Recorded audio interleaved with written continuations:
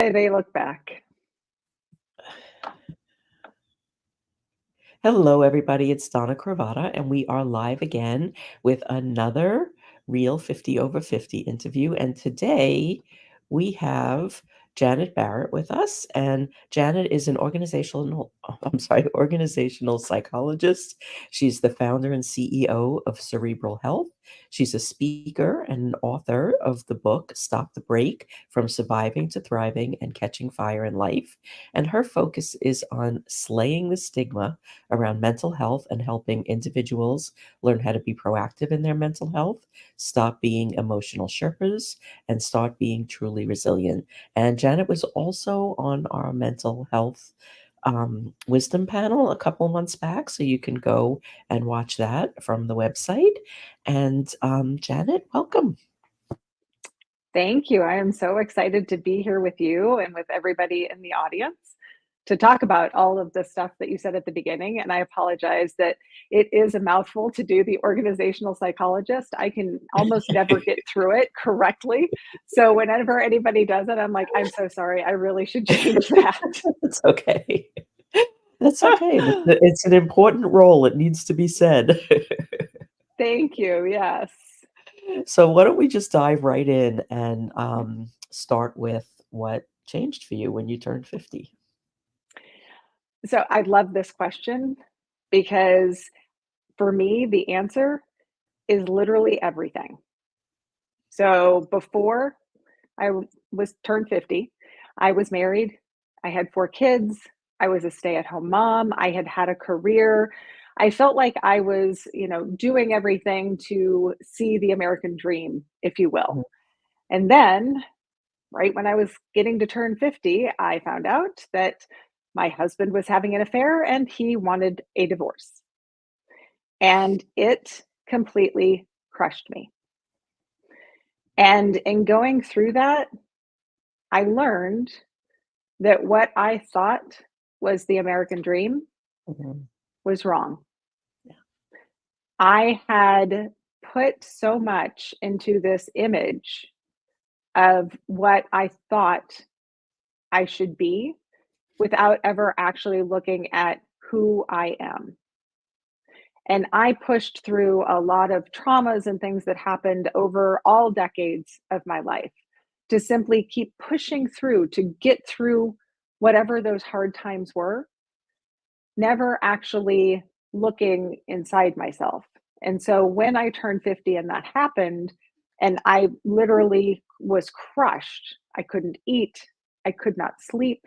I lost 50 pounds. I was under 100 pounds, and I'm 5'6". Mm. And I honestly couldn't understand why. I couldn't understand why I was struggling so much because it was like in my head, I had checked all of those boxes. I had the kids, I had the dog, I had a house, I had, all of these things. And I'm had to go and say, well, why? What happened? What did I do wrong? Because of course I blamed myself like so many women do. And I did learn I actually did get it wrong. And so I have spent the last several years understanding what should I have done and what can I do now.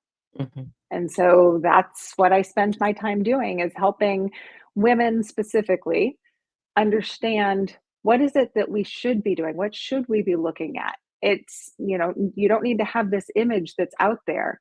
If you're not truly happy and solid on the inside, it doesn't matter. Yeah. And that's kind of what Nancy is saying in the comments as well. I see that. Yes, Nancy. It's we try to be everything else. And I started that as at a very young age where I tried to be whatever my family wanted. And then Mm. I tried to be what my teachers wanted. And I was a chameleon. I Yeah. never was my true real self. And I didn't even know that that was an option, which sounds really silly when I say it, but Same. I didn't, Yeah. right? It's one of those things that you just try to be everything for everybody else and never spend the time to think, okay, well, what is it that I want and what actually makes me happy? And after I went through that break, the reason why I am an organizational psychologist is because I went back to school to kind of understand this a little bit better. and understand where was it that I went wrong. And I went back and got my master's in organizational psychology, and it really helped me figure out the path that I needed to take, as well as how I could help other people learn from the mistakes that I had made. Mhm. And that's actually how Stop the Break came about. Now, one of the things that has really popped up quite often in these conversations, and you're number 73 or 74, um, is that a lot of women go through the same thing. Mhm. You know, they're conditioned from early on, whether it be from their family, from school, from friends, from jobs, from relationships, to literally put down what is important to them and focus on taking care of everybody else. And it's in this space of midlife where we finally have a little bit of room, or there's a drastic change, there's maybe a health issue or a loss, or something happens that precipitates taking a look and seeing where we are in our lives. And it's almost always some space of dissatisfaction. Yes. I would say I almost never talk to anyone that hasn't gone through something similar to what I did once they get 50, 60. Some people are earlier, some people are later, but Hmm. there is definitely a process of once you stop running so hard for something, and you have to stop, whether it's you finished what you were running for or something outside happens like what happened with me, and you sit there and realize, like, what am I doing this for? Why am I spending my time doing these things? And I realized for me that I never had the concept of what is important for me. So figuring that out was extremely difficult because as a little girl, I didn't set my stuff down. I never even knew I had stuff. I just assumed I did whatever anybody else wanted. Yeah. And I still really struggle with knowing what's important to me and what should I focus on, because I had, 5 decades of not doing it, and I've only had, like, 4 years now of actually doing that, and Yeah, so I it's not spend a lot of automatic yet. time. It is not automatic, and I, thank goodness, have talked to some other women that have gone through this and are past it, and they say, "Yes, eventually it does become automatic." But it takes a long time, and it is incredibly uncomfortable. Yeah. And what I enjoy in meeting you and listening to some of the stories that have come up on your shows is that when women share their stories, it makes me feel so much less alone, Mm, and to know that I'm not the only one going through it. And mm. so that's part of the reason why I like to share my story and let people know that just because what you see on the outside looks like, oh, they've got it together, it might not be that way on the inside. And you are not the only person going through this. Yeah. Somebody else out there is. And if we simply will be open and honest and transparent and very vulnerable, it will really help a lot of other people not have to go through something quite as challenging as what some of us did. Yeah.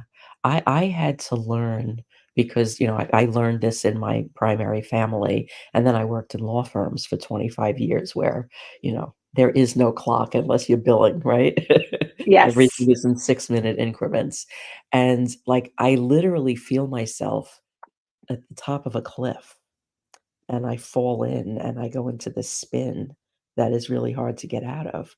But I've had Mhm. to learn to do different things to keep me up on the cliff before I fall, can see, like, "What the hell are you doing?" But That's good. if I fall, it could take me 3 days to get out of that spin. Oh, easily. Absolutely. What do you do? I'd love to hear some of your tips. I just mostly I stop. Like I find like if I feel it, I stop. And Mhm, whatever it is, if I get up and I take a walk or if I take a deep breath or if I meditate for 2 minutes, I'm not a great meditator, but I put on some music, whatever I pinch myself. mhm. Whatever it is that I have to do to get me out of that space to keep me from falling into that spin because the spin is just the only thing that keeps me going is the next thing, the next thing, the next thing, the next thing, and it could be 2 o'clock in the morning before I know it, and I haven't even moved, I just did Yes. things. So I call those things the warning signs. Mhm, And I recognized that I have a lot of warning signs, and they fall into kind of two buckets. One are like physical warning signs. My shoulders get really tense. I start getting headaches. Just different things that are actually in my body. And then I have activity warning signs where for example, I know when I'm starting to get to that place that I won't even take an extra second in the shower to just relax because I've got to go, I've got to keep going, I got to keep moving yeah, on to the next thing and going and there's the going. spin. Exactly. And so I print out a list of my warning signs and I keep it on my computer, and I encourage everybody to do this. That's great. Go and think about what is it that you do? Do you start scrolling social media? Do you avoid taking phone calls? That's something that I actually do. I start avoiding human contact. Are there other things that you do? And then literally physically write out a list and put it somewhere that you will see every day. And I put mine on my computer because I sit in front of my computer all day, every day. But some people put it on their mirror so they see it in the morning, and it helps you stay accountable for where you are in your life. If you look at that list and you're like, "Oh yeah, I I'm doing that," and you literally have to look at it and own it, for me, it makes that step of, "Okay, now I need to take a pause. I Yeah, need to take a step back," to your point, meditate, do something that just causes you to make a break in that situation. So then you can figure out, okay, why am I doing this? Should I be doing it? Should I not? Is there something else? But having those warning signs mhm, literally printed out so you can physically see it. And Nancy, I love that you have this internal barometer. I didn't. I would I was magnificent at, as Donna calls it, spinning out and going and plowing through for so long that I didn't have that internal barometer. And mm, so this is my external barometer that I use to hold me accountable in that. And Nancy, I love your the I'm assuming that's Long Island Whisperer um, no, it's in your LinkedIn. title. Oh, LinkedIn Whisperer. Yeah. Oh, ooh, that's even better. Yeah, you So guys should that connect. She you does she does something Yes, very interesting. I need somebody to teach me how to use LinkedIn better, but, I love that you have that barometer because everybody should have that to know when they have sold out or when they're spinning out, and yeah, Yeah, it's amazing, like, when you can take that step back and see what you're doing to yourself, um, and nobody really cares but you. yes, No, yeah, I mean, what amazed me when I first started to take notice of this was I was the only one that was creating these deadlines. yeah, Nobody else even cared. So one of the things that I do now, if it's work related, I just stop and look at what I'm doing, and I was like, "Okay, so if this wasn't done, will anybody even notice?" yes. As we used to say, it's not brain surgery. I am not saving a life. Yeah, It's not in my hands to save a life. Brain surgeons, please keep working. yeah, Don't pause. You keep doing your thing. However, the rest of us, make sure that it truly is urgent and important if you have to do it right now. yeah, And that's actually another thing that I do is there's this little grid that you can do on how to focus your life and what should you be doing. Is it, on one side, if you had a couple boxes, like, is it urgent and important? Is it not urgent, not important? Is it important but not urgent? And is it urgent but not important? And that can help you kind of put those buckets into your life Mhm. about where you should put your energy. And a lot of times, you find yourself doing all of these things that are not important and not urgent. And does it really matter? To your point, will anybody even notice if I don't do these things? But at the same time, because I have my own company, and I know you do as well, if I don't do it, it might hurt me. Mhm. And so am I sacrificing something that will end up hurting me for, some reason? And so if I am not doing something that is going to hurt me, I need to also learn, how do I then prioritize that as Yeah. opposed to doing something for, somebody else? Yeah. And just, putting some boundaries around things because like things need to get done, but they don't all need to get done now. Yes. Yeah. And I am a terrible boundary setter. Yeah. I have been my entire life. It goes back to that people pleaser type of situation. And so, yeah, so setting boundaries is definitely an area that after I turned 50, I had to start learning. Mhm. One, no is a complete sentence. Mhm. And I know that's been said on your show multiple times, but I cannot state that enough. It came out this morning.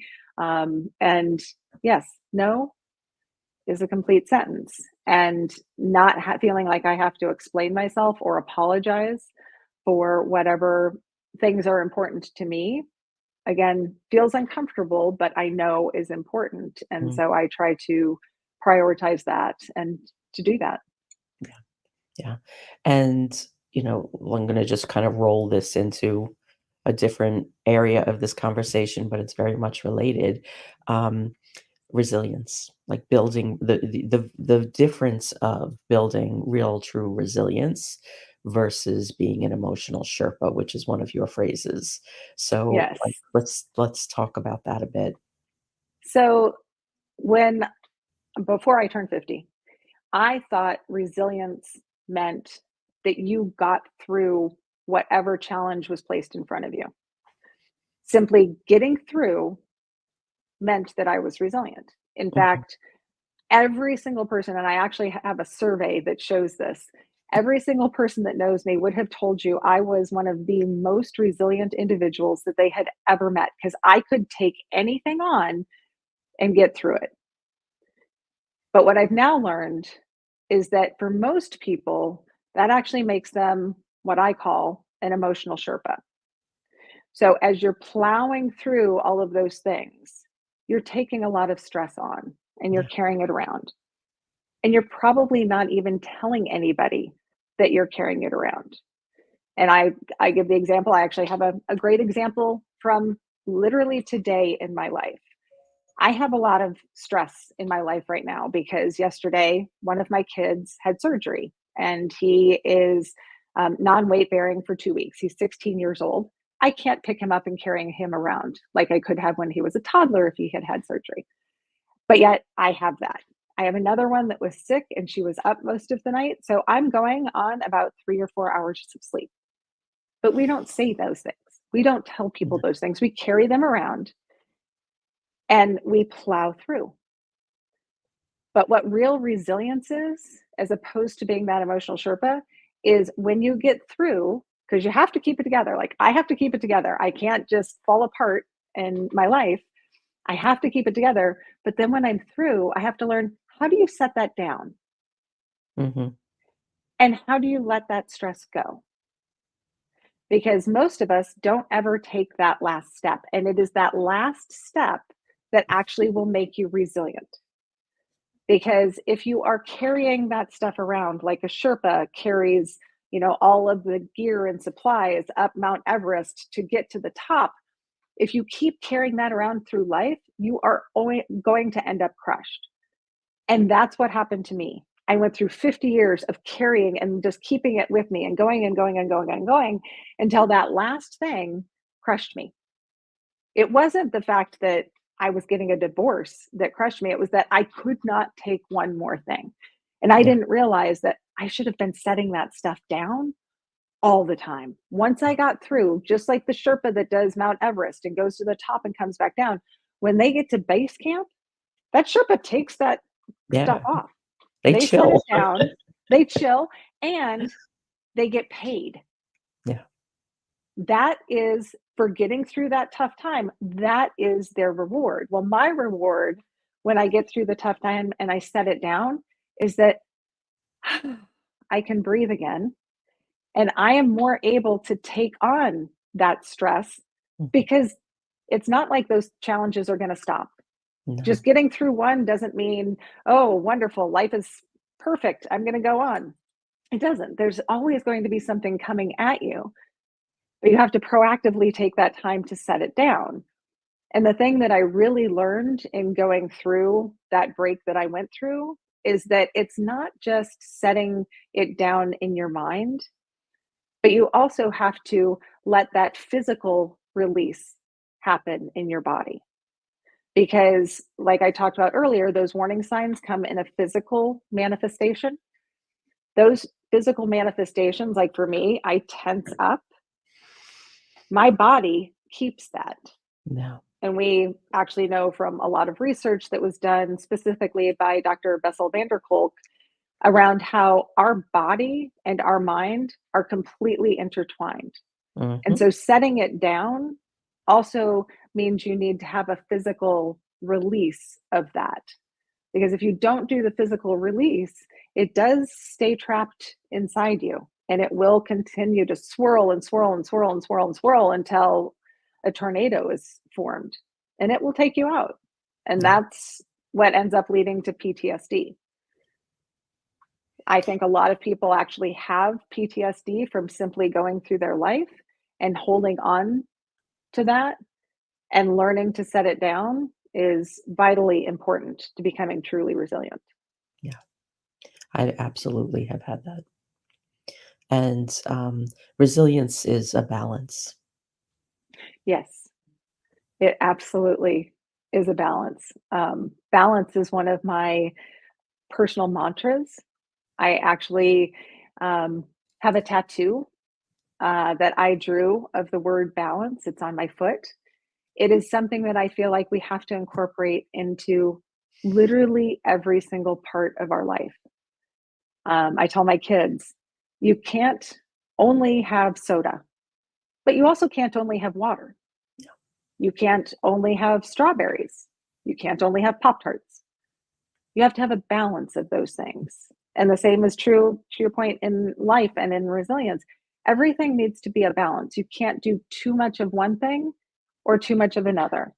You have to find that balance. And it is absolutely critical to having resilience and continuing to develop your resiliency is to learn balance. Yeah, it's so true. And then one of the other things that you talk about is creating a recipe for resilience and why therapy is not enough.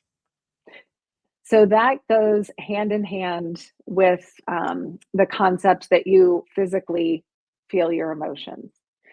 So for most of us, we've heard if you are stressed or you are having a challenging time, you need to go to therapy.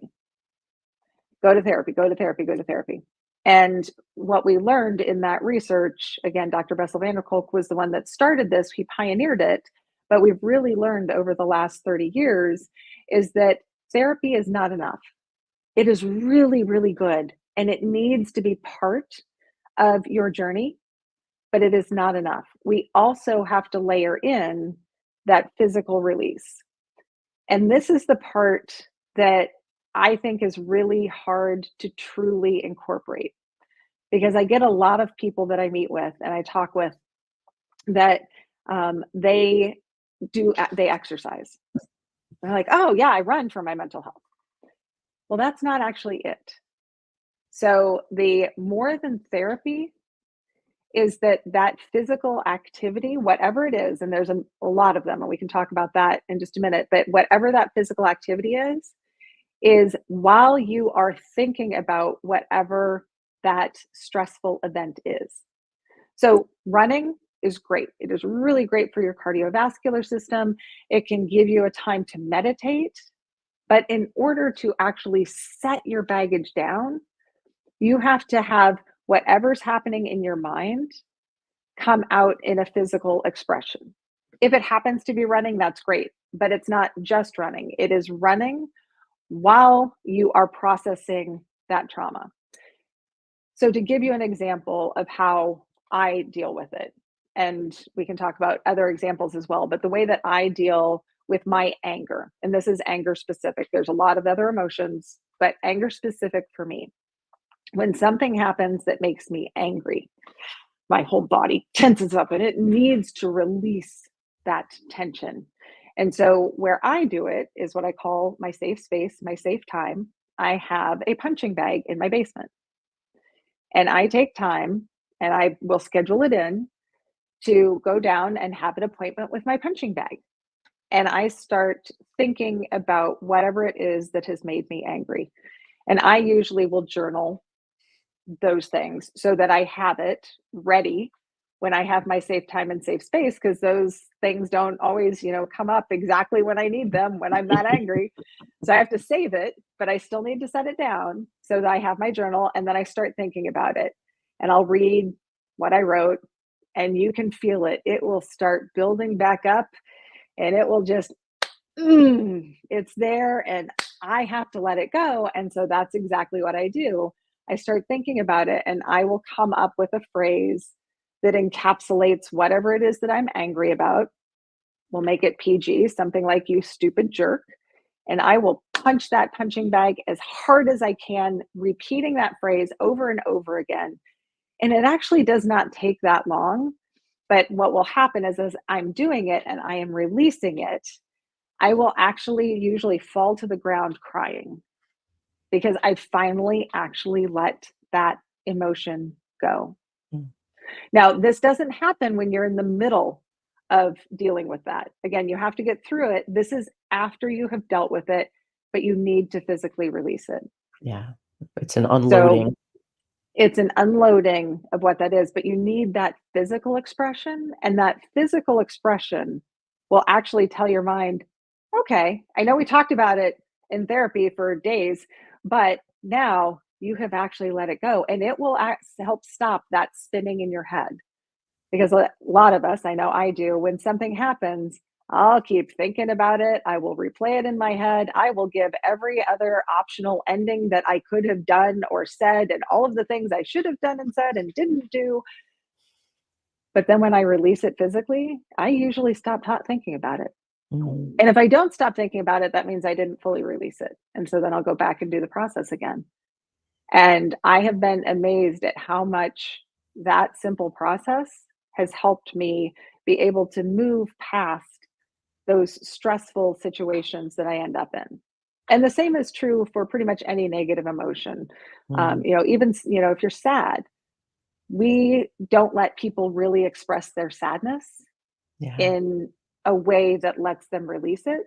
So I used to schedule crying sessions where I would actually take my kids to a practice. I would go to a dark corner of the parking lot, and I would sit there. And I brought my journal because I'm a big believer in journaling and writing those things down. I would bring it. I would read what I had written about whatever the event was. I would start to feel that emotion, and I would just sit there and cry. And it was not a pretty cry. It was the big, ugly cry with everything dripping down my face. But then when I was done, I felt so much lighter and Mm. so much better. And thank goodness my children were not that observant. When they would get back in the car, they wouldn't notice that mom had been a blubbering mess.